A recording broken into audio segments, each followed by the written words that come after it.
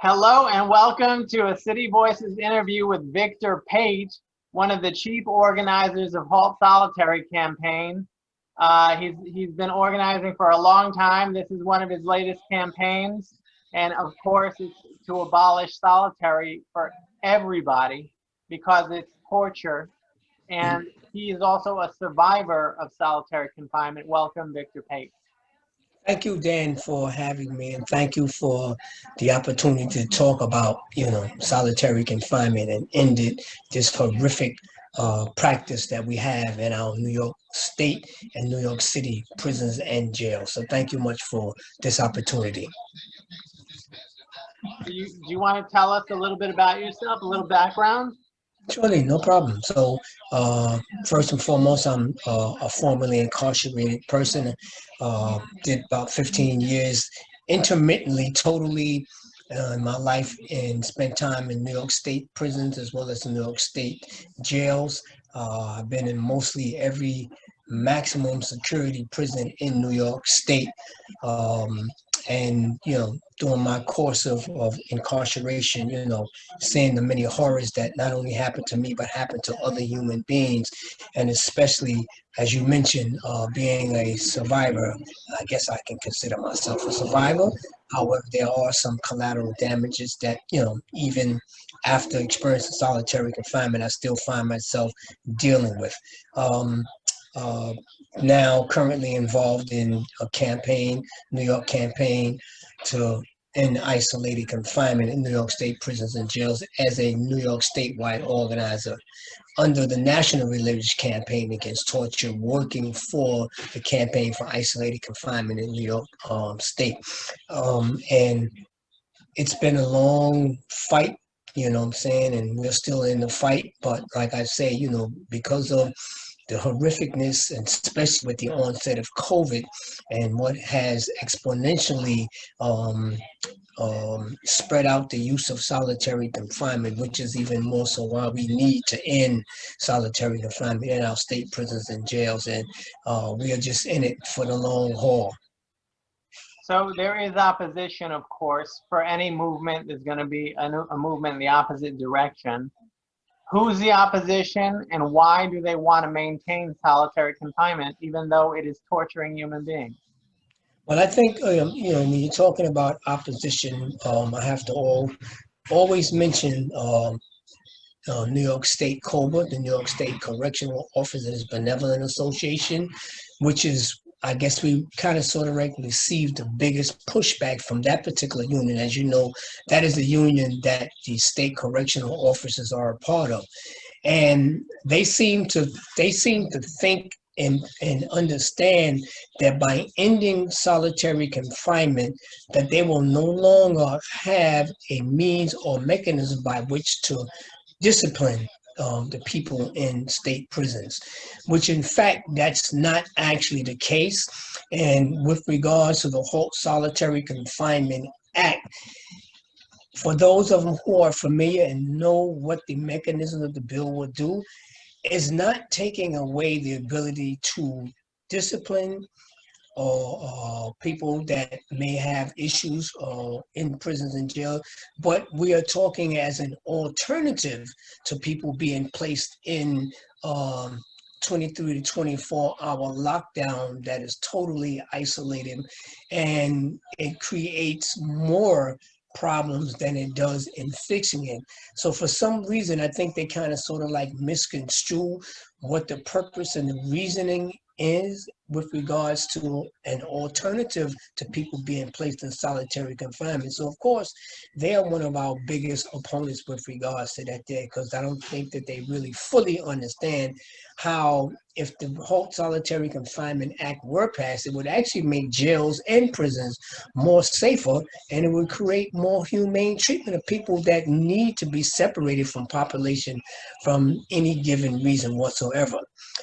On the other hand, we also have Governor Cuomo, who's kind of sort of like don't get it, that, it would save the state money, as opposed to what he has been putting out, that it would cost too much to implement the halt solitary confinement because it would involve construction, training of staff, et cetera, et cetera. No, and yes, it will have minimal cost, but not the cost that Governor Cuomo estimates it to be. I don't know the exact number, but I think it's upwards of $2 billion, and that's just not the case. So between the New York State Correctional Officers Benevolent Association and Governor Cuomo saying that if they were to pass it, it would be too costly on the taxpayers, it's kind of sort of like has where the opposition is in terms of on the top level. So I think that, when looking at the whole perspective of implementing the HALT bill, those are our two biggest opponents. Can you explain why solitary confinement is considered torture by the United Nations? Well, there is a document that's called the Standard Minimum Rules for the Treatment of People in Prisons that came up with the UN General Council Assembly. And in 2015, they came to a resolution, an agreement that anytime that you have people in an isolated condition, and especially for more than 15 days, that because of the conditions and the psychological, physiological, neurological damages that happens as a result of people being isolated, that it is considered torture. They said it's torture. As a person who's been in solitary confinement myself, and being in a situation where you're alone by yourself for 23 to 24 hours a day, where you have no other contact with any other human being, for the most part, no conversations, no psychological stimuli, it is considered torture, because you don't place a person in a situation where they are isolated from all other human contact only for the purpose of punitiveness. It does nothing to transform a person, to make a person better, or to even act, even cause a person to behave better. If anything, it will cause a person to become more disruptive, more unruly, and become more angrier, because you're not giving them any type of human contact. We are human beings. We need other stimuli. So along with, the UN General Assembly saying that anyone being placed in a situation of isolation past 15 days is considered torture. In New York State, we have people that are held in isolated confinement for months, years, and even decades on end. So how do you consider this helping a person to become better, or even help a person to deal with what goes on every day in a person's life while they're in prison and jail? That just doesn't make sense. You know what I'm saying? There's numerous reports, medical reports, psychological reports, that says that anybody that's in a solitary confinement cell for 23 to 24-hour days, more specifically past 15 days, is considered torture. And it is torture. You don't expect people to get better by treating them worse. So that's why we stand on the platform of the UN General Assembly resolution that says anybody held in long-term solitary confinement past 15 days, it's considered torture. So along with the other medical reports by all the medical, psychological professionals, that says that solitary is torture. Our bill is based upon that platform. I attended like a bunch of virtual rallies led by CAIC, CAIC, and Halt Solitary. It's not bad enough that a person is isolated for 23 hours out of 24, but the human contact that some people have reported getting is COs coming in there to physically abuse and sexually abuse people in solitary. How common is that? So I guess it's almost, I guess you could say, as common as institutional rules. Being incarcerated, part of your orientation is that they hand you this institutional rule book that you're supposed to become familiar with in terms of how you are supposed to act. That's common. Correctional officers abusing people that are held in solitary confinement, one, because they're away from general population, they're away from all eyes, and anything that goes down in solitary confinement units is usually kept amongst those officers who have a responsibility of being on solitary shift. um, I remember one of my stints in solitary, right? Of course, upstate, it's cold as all outdoors. You got snow coming in on the tier, and depending on what position your cell is in, the windows are open. You oftentimes have snow coming right into your cell. It's like it's a game to them to abuse people, to give people more suffering than they are already being suffered by being held in isolated confinement. So that is kind of sort of like a common practice. Most everybody in solitary gets beat up at one point for something or another, either asking for something, making too much noise, talking to one of your other persons that's in the solitary confinement, and or even speaking out against the treatment of abuse that's being implemented upon somebody else. So you get beat up just for speaking about the abuses that the correctional officers are doing. So just by the mere fact that you, number one, are witness to this, number two, that you speak up against about it, you get beat up just for that. So it's a common practice that you get abused while you're in solitary confinement.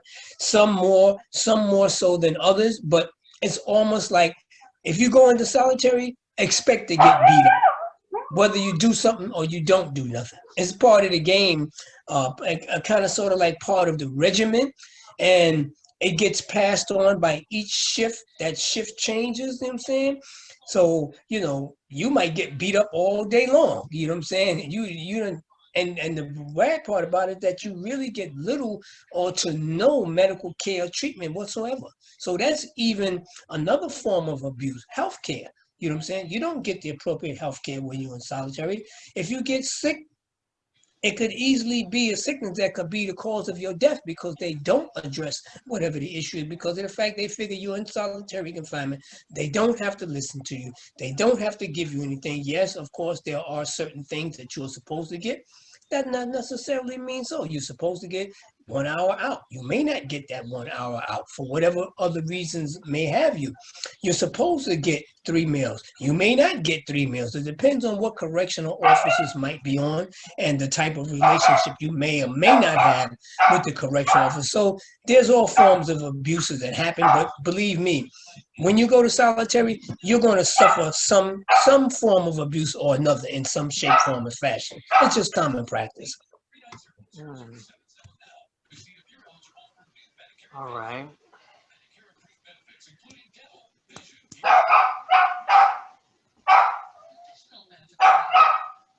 My dog's going crazy. I think he wants to talk. Do you have any pets? Nope. Nope. No space for him. Oh. You got a small apartment? Yes, I do. Very small. Small room. That's why, for me, COVID is not such, COVID is not such a big deal in terms of the need to have to, I guess, have limited movement, because guess what? I've already been orientated on limited movement. I've already been orientated on how to navigate and be comfortable in a small space. So for me, it's like, okay, so here I am. Go out when necessary. Sometimes I do, sometimes I don't. But learning to be comfortable and occupy my space and my time. So it's not that deep for me. And I'm quite sure a lot of us who were formerly incarcerated. So is that something you learned from solitary, is how to live in a small space? Yeah, definitely. I mean, that's how I was able to survive. Actually, I guess we, being the human beings that we are, adaptive to our circumstances and our environment, you oftentimes you have to develop or come up with tools of coping with your circumstances. So being incarcerated, you develop, or it is in your best interest, because everybody don't develop that, and oftentimes it's just sad because you can see people deteriorate because they haven't been able to develop the mechanism by which they can cope with, one, being incarcerated, but even being further incarcerated, isolated and separated from general population by being placed in solitary confinement. And if you don't develop a coping mechanism or tool with which to deal with the isolation and the loneliness, sometimes you never come back from that experience. And I've seen a lot of people who, after being placed in solitary confinement, being exposed to the abuses that happened to them, when you see them in population again, they are not the same people, not the same person at all. That's, like I say, why the only purpose solitary confinement serves is punitiveness and to break you. There's not anything with solitary confinement that has any transformativeness or anything to deal with any type of behavioral issues. It's purely punitive and abusive, and that's the only purpose it serves. I'll be right back. I gotta get this Sure. dog. Okay.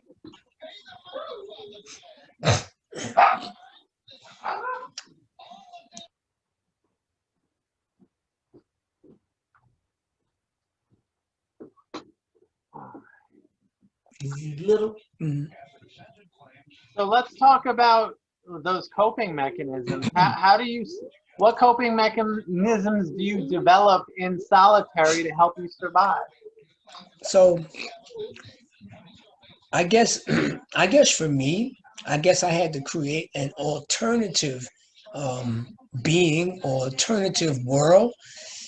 And in creating that alternative world, I actually was how and I was able to, I guess, maintain some semblance of humanity and some sense of a grip on reality.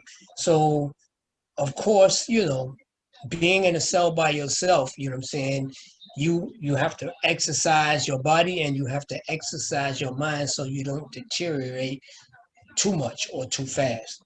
So talking to self definitely is one of those coping mechanisms that I developed.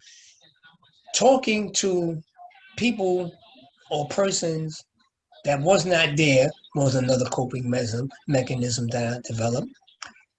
Imagining myself outside of that 6x9 cell, take myself to another space and another time, like being on the outside, remembering, tapping into that memory of when I was not incarcerated, being at a beach, at a park, being with family members and or being with friends. So I created an imaginary world within the world that I was in. And oftentimes having to tap into that imaginary world from time to time, having conversations with people that I knew were not there, but that was my mechanism to coping, to try to maintain some sense of reality just for myself, as opposed to just focusing and putting energy on being in that cell for 23 to 24 hours a day and having no other human contact. So my coping mechanism was creating an alternative world. Now, being in solitary, I would imagine, just like you imagine, to help you cope, that a lot of strong emotions surface. A lot of them, like fear, very scary. What emotions surface in you, and were all the coping mechanisms you mentioned helping you to deal with that? Yeah. So yes, I guess the biggest fear for me was not, I guess, not just being in that solitary confinement cell. I guess the biggest fear for me was to get beat up to the point that I would be killed. And I know that can happen, and I know that it has happened. So for me, the biggest fear was being killed where nobody witnesses and to be left alone in my cell, and I'm just a dead. Emotions, anger, okay, anger in the fact that another human being would treat another human being in such egregious matters was really, for me, one of the biggest things.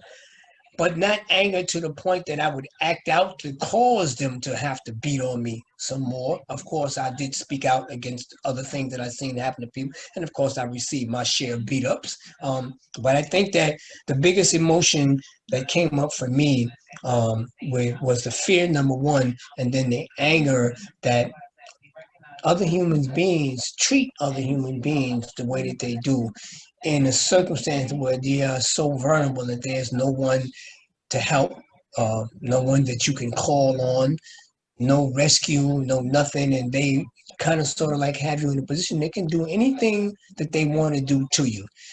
So for me, I guess you could say coping mechanisms for myself was to say to myself, you're not going to allow them to break you. You're not going to allow them to transform you to the point that you will no longer be able to identify with who you were and who you are. And no matter what, you was going to come out of this alive. So I guess the rebellion, that was part of the feeling of rebellion and not falling victim or giving in to the circumstances in which I found myself in. The fear of getting killed by the CEOs. Was there any taunting on the part of the CEOs that fed into that fear? Yeah, I mean, of course, as with anything, the correction officers, it's like they almost want you to do something, or either they do things that might cause you to react without thinking, like physically, or having a physical altercation, right? Or opening in your cell, right? Now your cell, you might have 20 cells on your particular side, right? And they'll open your one cell. They're hoping that you step out of that cell without being escorted. And when you step out, they can pounce upon you.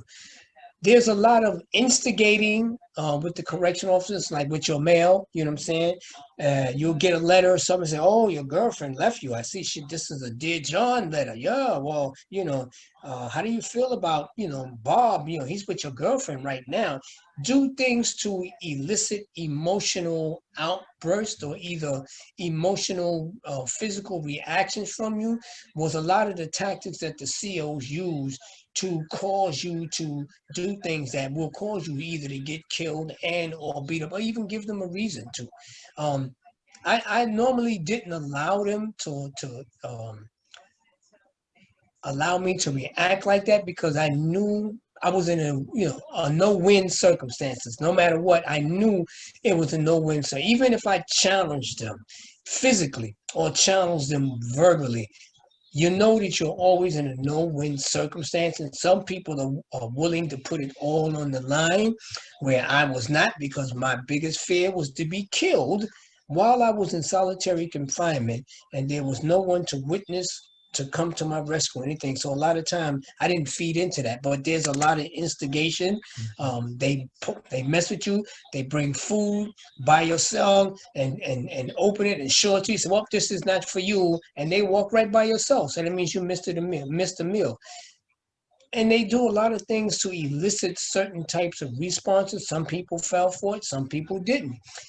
And that goes to, like I said, Dan, where you have to develop coping mechanisms in terms of what's going to be the best outcome for yourself so that you don't get beat up so bad that you can be killed, or you don't get beat up so bad that you remain for the rest of your life. So it's a whole lot of different mechanisms that you have to deal with while you're in solitary confinement.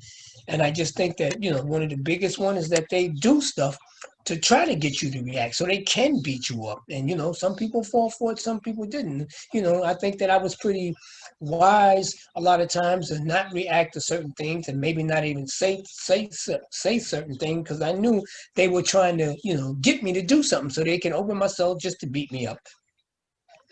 So yeah, I hear a lot about the abuses and the cruelty of personnel inside. But did you experience any kindness at all from personnel? Anyone?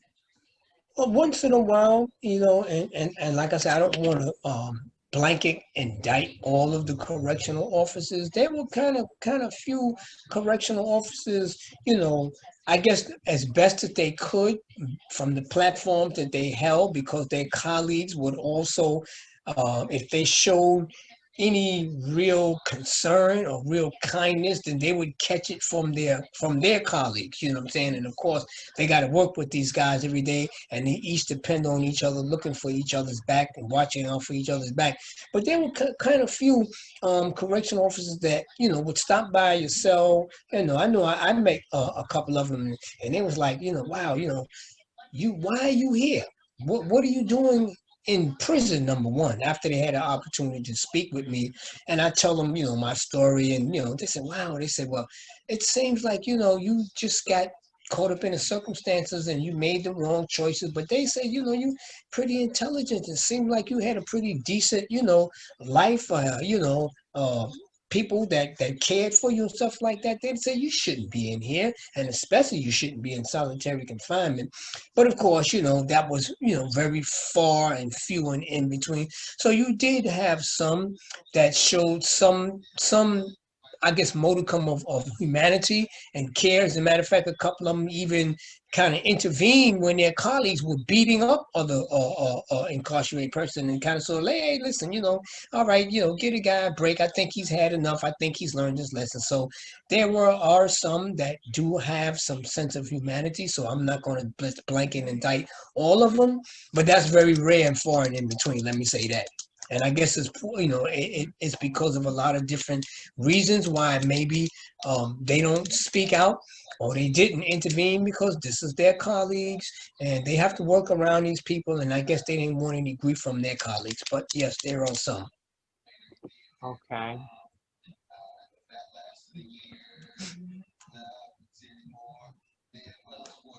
I had a question, but it slipped my mind. Okay. And sometimes when you're just silent and you try to empty your mind, it will come back. You got to give it a minute, right? Mhm. And that also goes with age. You know that, right? I don't know. That also goes with age, because I know, like, a lot of sometimes I'm just like, I'm getting ready to say something and I'm on a roll, and all of a sudden it's like, what happened? What happened to the other piece? But I know that goes with age. So embrace it. Don't feel bad. Embrace it somewhere. It'll come back to you.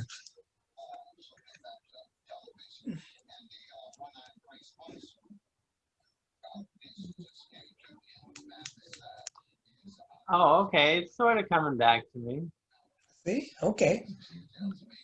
Um, No, maybe he oh helped man, spur it. He might help spur the conversation, right? he's got his own questions for you. Yeah. Um, were there any dogs around? I don't know. Like that's what he asked. Yeah, no, of course they have dogs in there, because when they do a shakedown, they bring the dogs with them. And part of the fear and the intimidation, with the dogs and stuff like that there, everything with the carceral system, as you know, is steeped in slavery, what I'm saying? Punitiveness and slavery, right? So I think it's psychological, what I'm saying, when they bring the dogs and stuff, like, they do have them, and they bring the dogs, and, you're on the shakedown, cell by cell shakedown, block by block, and they got the dogs there, and you got to walk down the gauntlet. It's a psychological game that they play, but it's part of the fear and the intimidation to make you be compliant.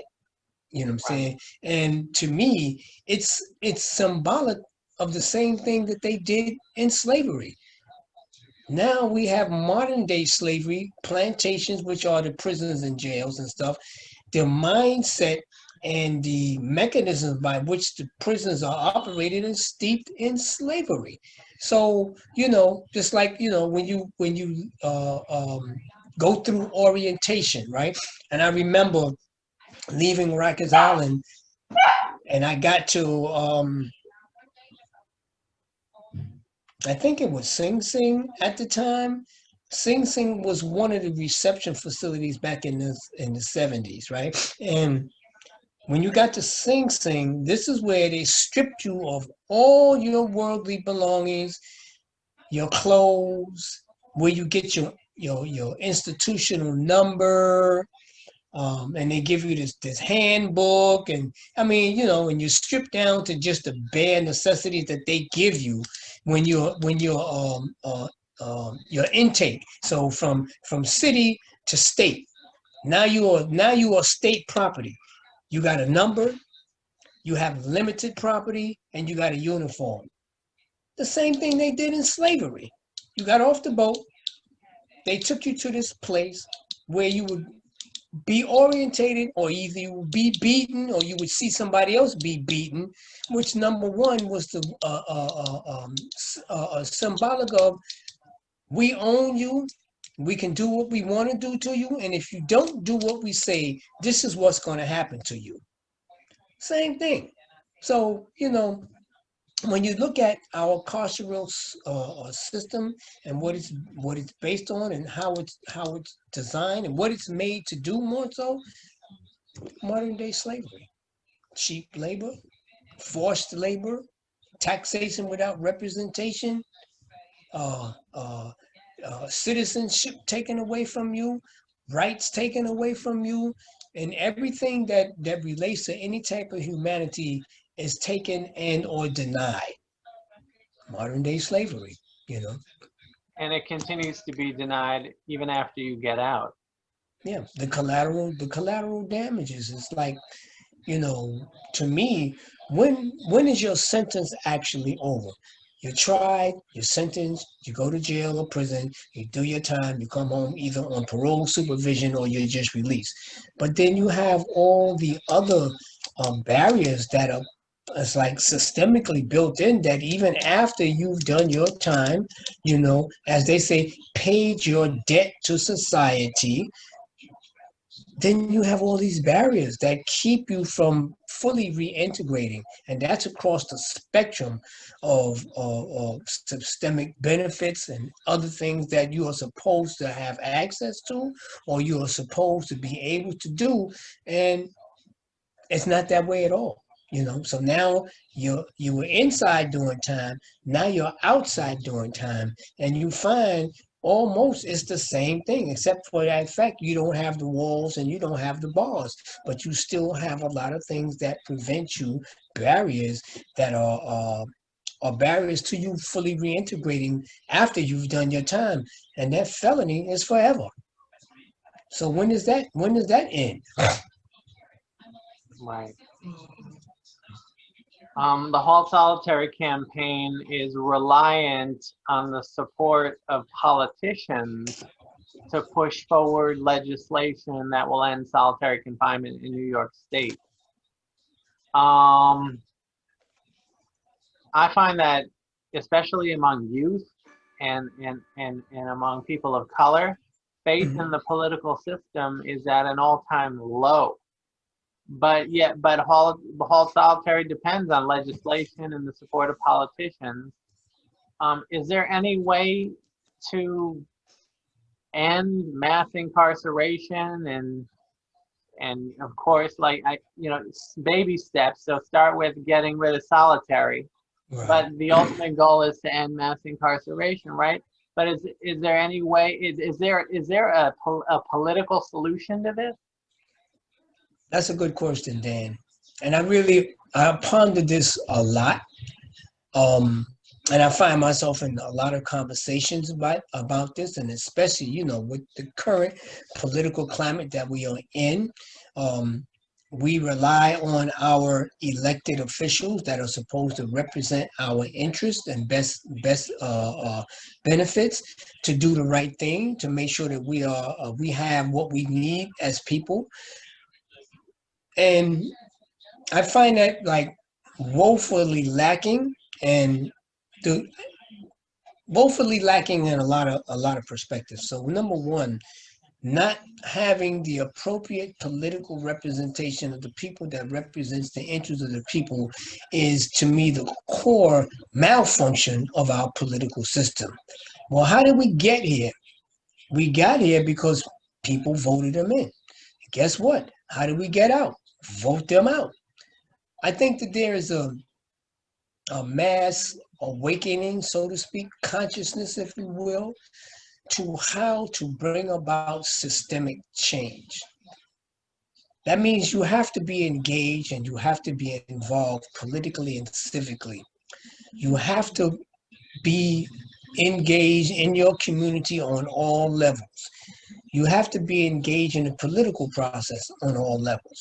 So, and I'm going to mention this really quickly. So in 2018, so Governor Cuomo signed into executive law 181. I was part of that campaign that was responsible for getting people through executive clemency, partial pardons for people coming out on parole in New York State. What that meant, that everybody that's been home for at least 30 days with unrevoked parole became eligible for a conditional pardon just for them to be able to vote. So if you have people that are coming out or people that have already been out that now have the right to vote, and especially those people who have had experience with the criminal justice system, if they were to go to the polls in numbers, if they were to vote in numbers and blocks, right? I think that we can change the climate and we can change the circumstances and conditions of our people in these prisons and jails, because that means we can change the people who make these decisions, and only through political decisions have these people been able to be in these positions to make these nonsensical laws, to support laws that don't benefit the greater community at large.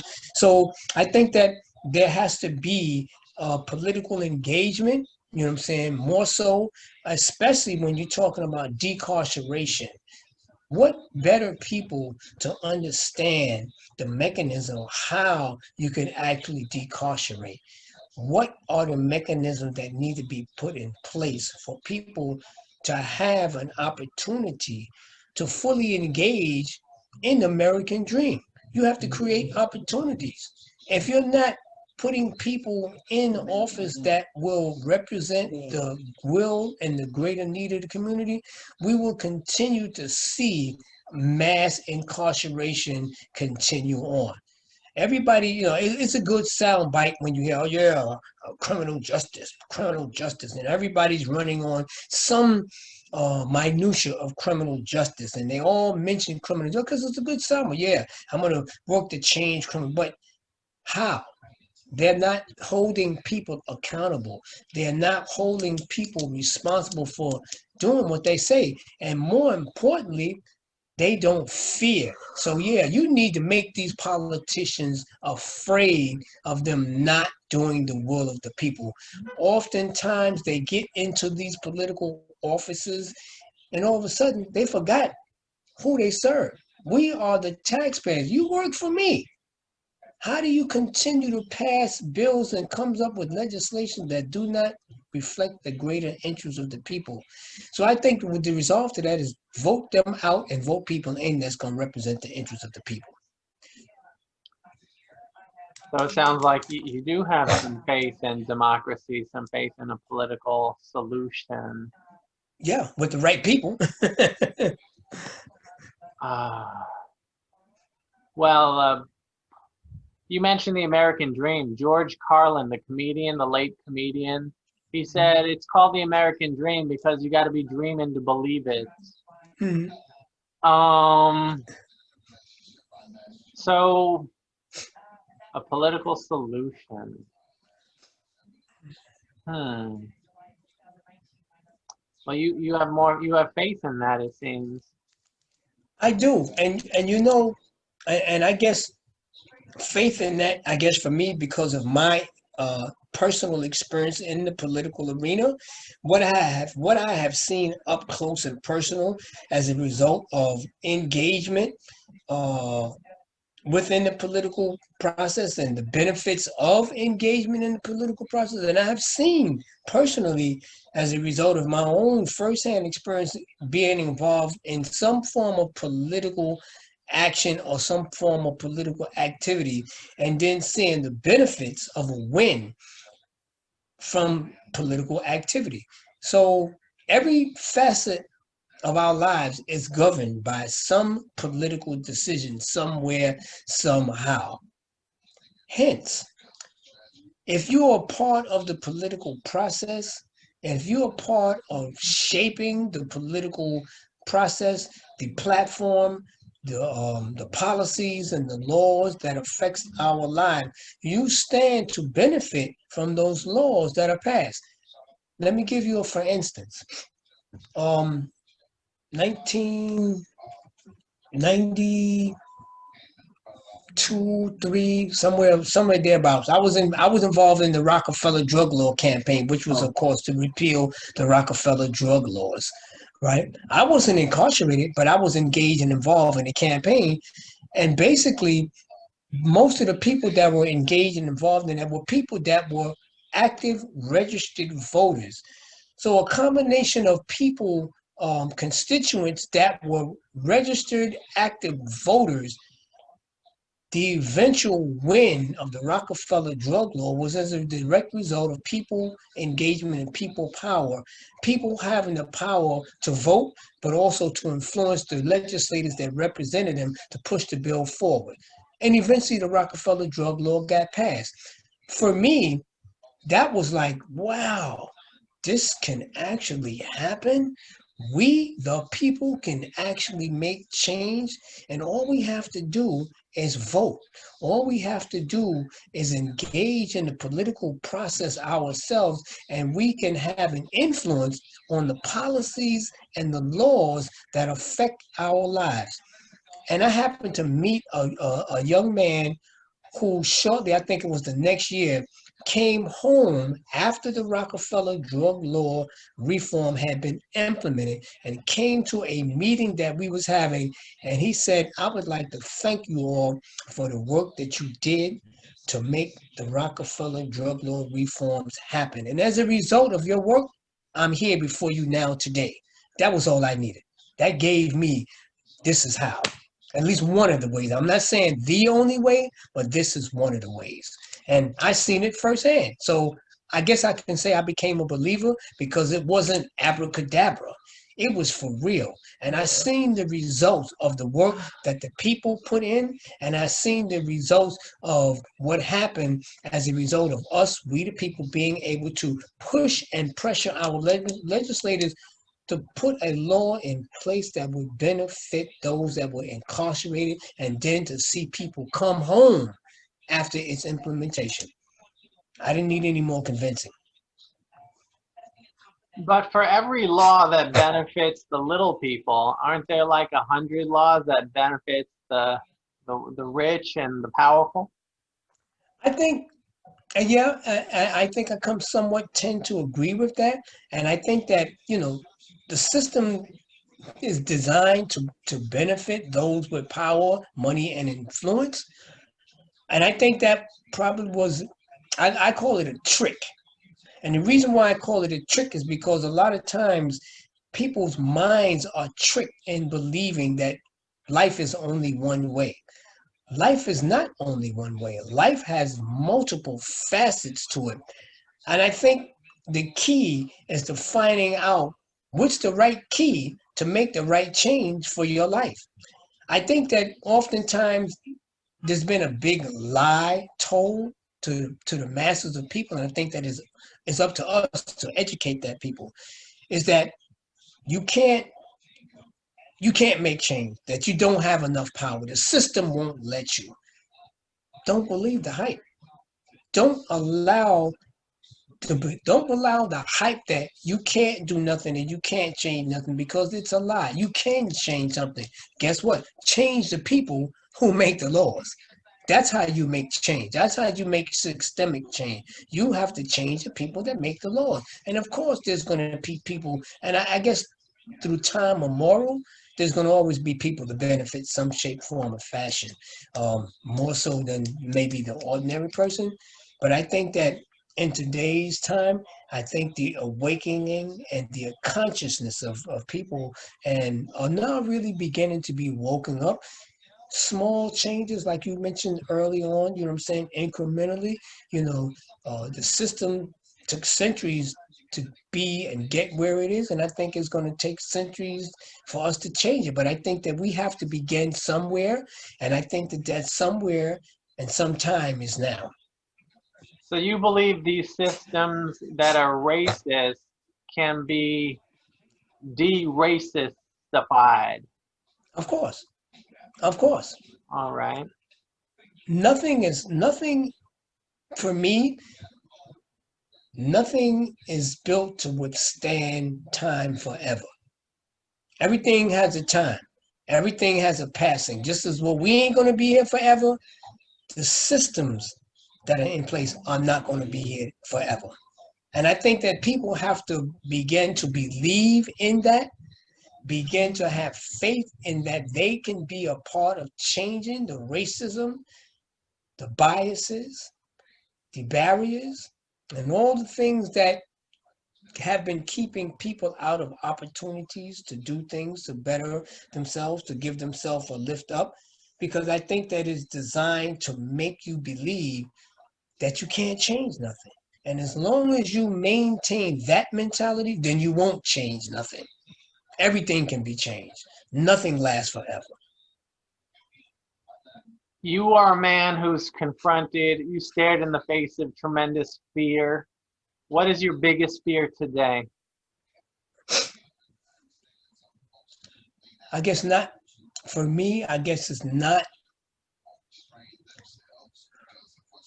having enough time to see the change happen when it does happen. Doing the work that I'm doing, just beginning the platform, so to speak, just beginning to lay the groundwork. And I've seen some successes in the work that I've been doing. And I guess that's I don't know if I could say it's an actual fear, but I guess I do have a little concern that, for all the work that I've been doing, for as long as I've been doing it, then I guess I may not see it in this lifetime. So I guess that for me, that's one of the, I guess you could say, fears, not being able to see it. That reminds me of Martin Luther King's speech at the million-person march in Washington, Mm-hmm. where he said, "I might not get there with you." Um, Mm-hmm. anyway, what's your biggest hope? I guess my biggest hope is that people, I guess, become conscious, become engaged and involved in their own deliverance from a system that has been successful in keeping them out of opportunities, have been successful in keeping them thinking that they don't count and that they don't matter.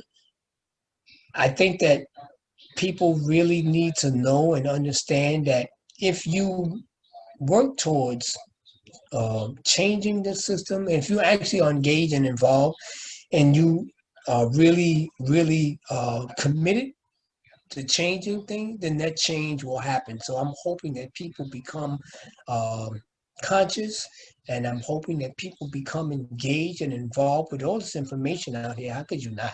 I mean, come on. you know, you gotta fit in somewhere. You know what I'm saying? That I think we all can't do the same thing, but I think that everybody has a purpose, and I think that everybody has a place. So I'm hoping that everybody finds their place. All right, I'm gonna end it with this question, okay? This is a question that James Lipton asked his guest. This was from Inside the Actors Studio. I don't know if you've ever seen that from the news. I don't think so. All right. Well, Mhm. he interviewed like all kinds of and tremendous actors on their careers and everything like that. And his final question was, if God exists and you were at the pearly gates, you had just died, what do you want God to say to you at the pearly gates? Wow, that's a profound question, Dan.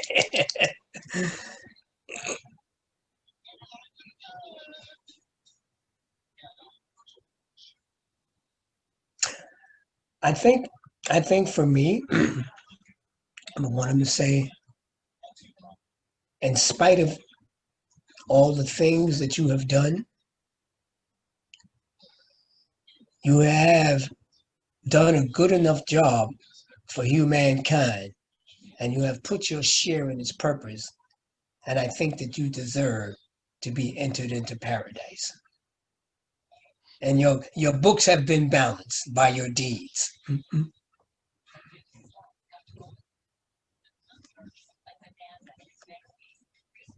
Any parting words? Any final words?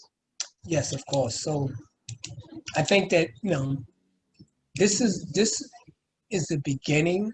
I think that we are in new times, and in new times bring new opportunities. And I think that, we have been shocked into reality, so to speak. You have people that at one point were not engaged and or involved in change. I think that we have a lot more people that now are becoming more engaged, more involved in change. And I think that we as a people are getting to come around to how we can, as a collective, work together, put aside our differences in race and religion and language and likes and dislikes and gender and things of that nature there. But if that we as a people collectively come together, I think that we can defeat the racism, the exclusions, the bigotry, the disproportionateness by which this society is built upon. But I think if that we, the people, come together collectively, we can make an impactful change that will make life better for all.